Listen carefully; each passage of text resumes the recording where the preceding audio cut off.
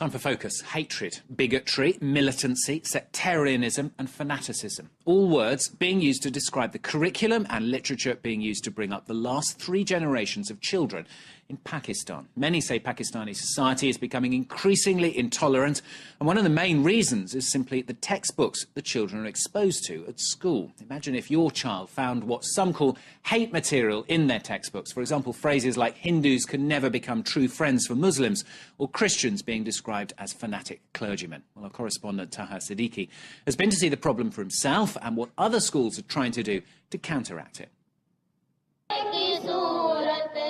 In this state school 50 kilometres from Islamabad, 850 students start each morning reciting the Quran and singing the Pakistani national anthem. The school dates back to British colonial rule. Today's history lesson is about that era, the partition with India and the creation of Pakistan. Caravans that were on the way to Pakistan were attacked by Hindus and Sikhs. Not a single Muslim was left alive in trains coming to Pakistan. One by one, pupils read aloud from a textbook issued by the government. Hindu narrow-mindedness and white conspiracies against us led to the need for this Islamic country, Pakistan. I think Hindus are against Pakistan, against Islam. That's how they are. And even the British and the non-Muslims, they still oppose Pakistan. Students are required to learn the scripts by heart. In many chapters, Hindus are referred to as gangsters, while Christians are described as violent crusaders. Not far away, in another school, these teachers have gathered to denounce what they believe is an incorrect and dangerous curriculum. Even when the subject is English, it's all about Islam. This report is handed out, entitled The Programme of Hatred. One of its authors explains the problem with such content being taught to children. They define Pakistani nationalism in a very narrow sense. They try to define all of it in terms of an Islamic identity and try to show Muslims and Pakistanis to be victims of all kinds of conspiracies from all sorts of people and countries, as a result of which people become very paranoid and they become infused with very narrow-mindedness, and therefore for them extremism is the answer. We took this report to the man appointed by the government to head the committee that decides on the curriculum and textbooks. He agrees there are mistakes, but says he's helpless to do anything about it. We try our best, because since our society, you understand, you belong to the religious people, are there, different people, they try to put that thing. But at the government level, at the university level, we try to check them. But still there are certain limitations.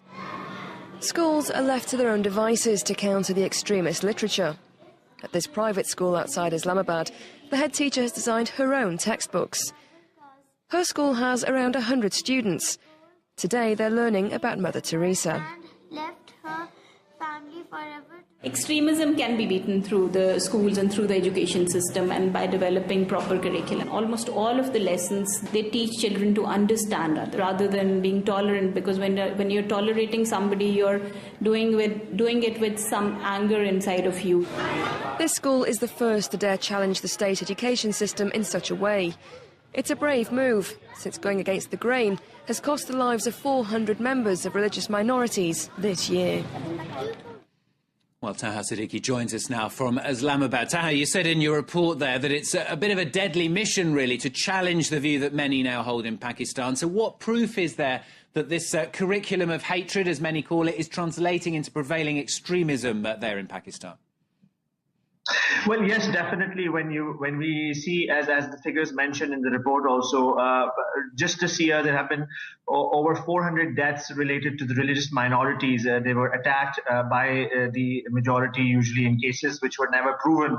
But there are people who think that religious minorities are being attacked by the majority. Also, I mean, if you look at these statistics, on an average in Pakistan, annually we have around about 100 blasphemy cases in which carries a death sentence, and these are usually blasphemy cases registered once again against the religious minorities.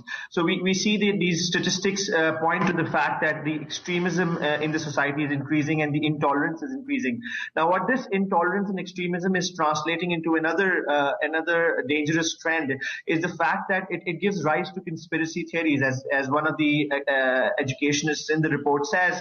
The conspiracy theories, what it does is, for example, we saw last month the Malala incident happened, where this 14-year-old girl was shot by the Taliban. Now, later on to that, in Pakistan, the debate went on to not from punishing to these people who these are, but the fact that who Malala was used by, whether she was a CIA agent or things like that. And so such conspiracy theories then actually give rise to the fact that it becomes an easy recruitment process for the Taliban, for other extremist groups to easily penetrate into these minds, because these are young minds growing up when they're 14, 15, even when they're in their college time, they're easily recruited into these groups, and that is what is more dangerous, and that is how we're seeing the translation of it into extremism. We saw some teachers in your report trying to bring improvement to these textbooks, but is the government and the public supportive of any change at all? Well, yes, we did see these teachers. In fact, these teachers were brought there by these educationists and human rights activists who are trying to increase awareness. They're going around the country to do this, but the response they're getting from the teachers is that the teachers are going to go back into those schools. They're going to teach the same textbooks again.